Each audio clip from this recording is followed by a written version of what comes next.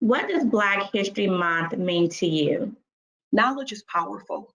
And while people can take those tangible things from you, they can never take those things that you've learned. Black history is American history, and for me, the presence of Black History Month serves as a annual reminder of the importance of contributions to our society that African Americans have made over time, and it kind of serves just as an annual reminder for me of the importance of celebrating and creating spaces that are diverse, equitable, and inclusive, not only in the teams that we have, but the people that we serve for the rest of the year. And again, I have to say that having Black History Month is a time to rejoice and to reflect for me personally. It's a shame that it's the shortest month of the year. It's hard to believe that even in the 21st century that we're still only celebrating it 1 month a year, where I think that it deserves and it's worth celebrating every day of the year. It's like a roadmap from the past, a snapshot of the present, and a guide to the future. But this month is specifically that time to reflect on that. It gives us that moment to say, hey, it's been a busy year, but this is Black History Month. Look at what happened, and that's what's so exciting about it. You learn different things. Well, that's a very involved question. It means so many different things. Black History Month for me is a time of joy and pain. It's a time to celebrate and remember that our country has wounds that we are still dealing with, that have manifested in so many ways in our structures and our systems. And there's not enough conscious about it. And so Black History Month helps to put a spotlight on Black history, and Black history is for everybody. Black history is my history. And so we have to embrace our history. And this is part of the history that was left out of the history books. Growing up in school, I didn't learn about Black history in history books. I learned about it by reading. So I had an auntie who would drop off books to me, and they were historical accounts of the Revolution and of different periods and times of our country. And it told Black history, it told Indigenous history, it told so many different histories that I hadn't learned about in school. And it made me angry, and it made me ashamed of our country. But yet, we have to learn from this stuff. We have to learn from the oppression and the suffering of so many people in our country. And sometimes we have to relive that pain. And so as a counselor, I would tell you sometimes you have to relive your pain to be able to move forward and go on. Black History Month for me is a time of reflection and recognition. It is for the progress that has been made over the time, and it is not limited just to 1 month. It is more than commemorating the past. It's about celebrating the contributions, the struggles, as well as the successes of our ancestors, and pushed culture forward, enriching communities, impacting society, and as well as the future. It represents self-identification, personal growth, and it's our opportunity to embrace ourselves and to continue to expand on our achievements.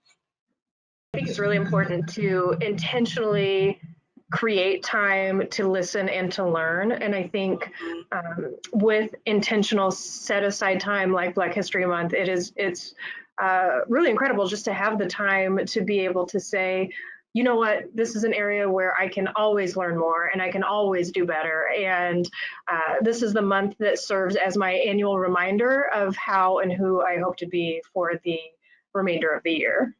Why do you think it is important to be aware of different cultures? It is so important because Most importantly, because of our beliefs, our values, and our norms, and they differ per cultural group. And so based on what our history was, so talking about Black history and talking about the unique histories of every culturally diverse group comes with different norms and values and beliefs. And what happens is that when we get together in society, we clash, we have differences, we get offended, or we don't understand and we make mistakes. We're misperceived, not understood. There's not good communication. And so that's why it's important to know about cultural differences, how to navigate those differences, how to be able to connect with people and engage with people in a meaningful way. Being raised on the south side of Chicago in Inglewood, it was a diverse community. It taught me to respect views that may not have been my own, and it offered me the opportunity to learn from and to interact with other cultures firsthand. Cultural competency, as you even stated before, it builds bridges to understand, to value, and to respect differences, and to embrace commonalities. So change begins with us. So if it begins from within, we have to be the change that we want to see. It really inspires me to give 110% in everything I do, and then to be the best person I can be, and then to inspire others to be the best person they can be.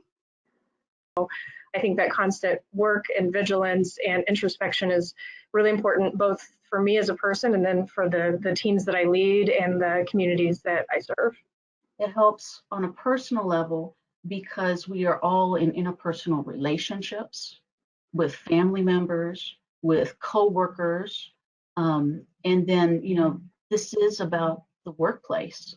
And so this is an opportunity to get to learn and to know your colleagues better, to know how to, like I was saying earlier, engage in a meaningful way, and not accidentally be offensive, and be proactive in your language and how you speak to others.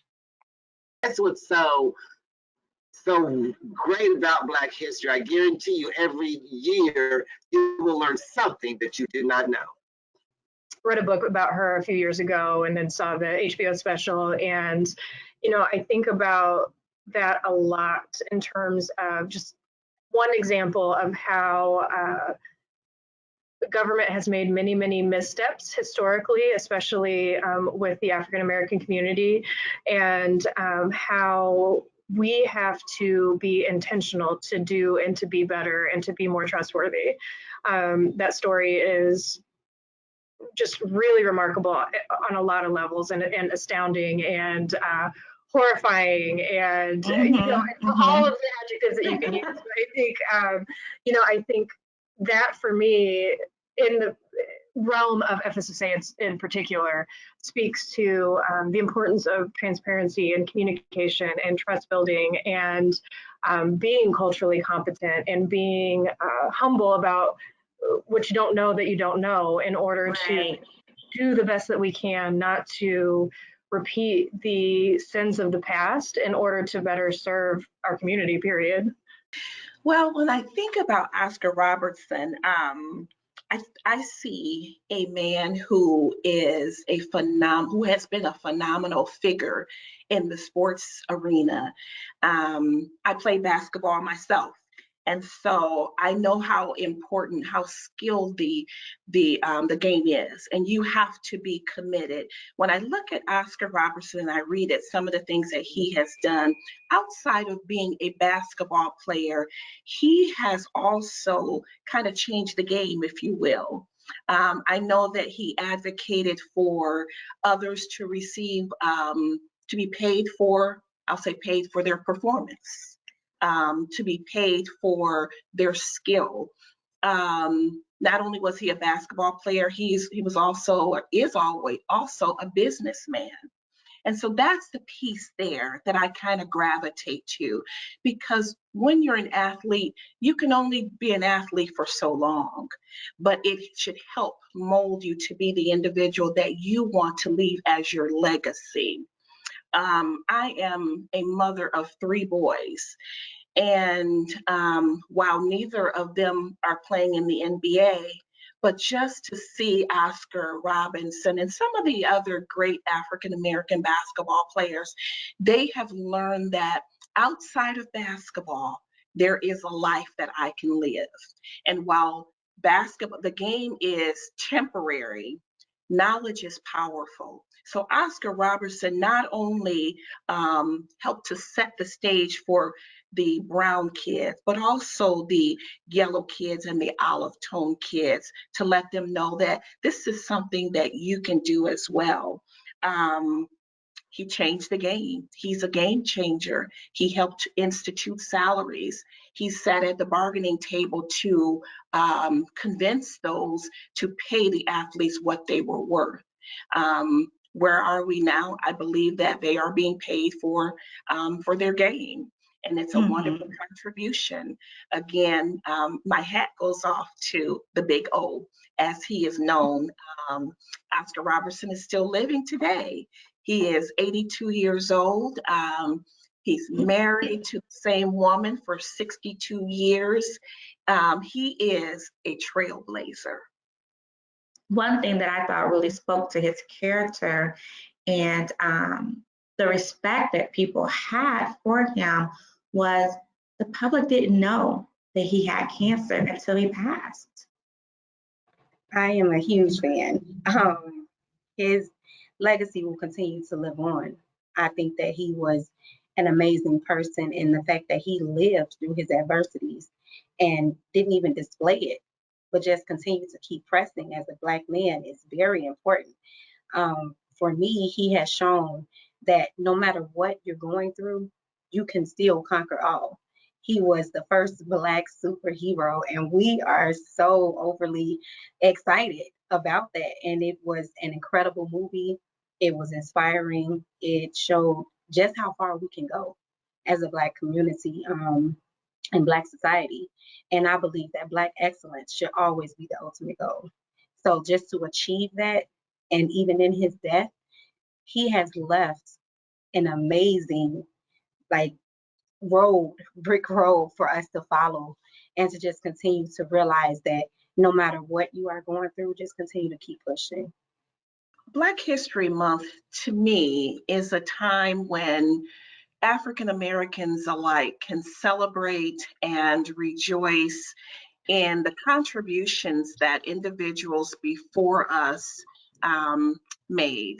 It's a time when we can celebrate the wonderful accomplishments of our trailblazers and really rejoice in the opportunity to have some of the wonderful things that we have. I know for myself, some of the trailblazers here in South Bend who have impacted my life would be, if I could name just a couple of them. Oh yeah, of course.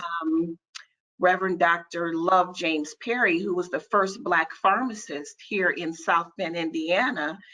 He was a pharmacist for over 50 years, and I had the pleasure of being one of his employees back in the early 80s. Like I said, he was the owner and operator of Perry's Pharmacy that sat on the corner of Western Avenue and Chapin Street for many, many years.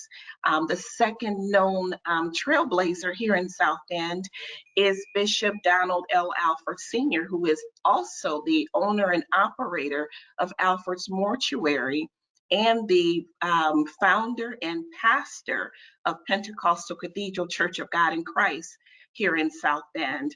The third person that I'll mention also is Karen L. White, who is also one of our pillars here in South Bend. So there's a lot to be thankful for during this time, during Black History time for me.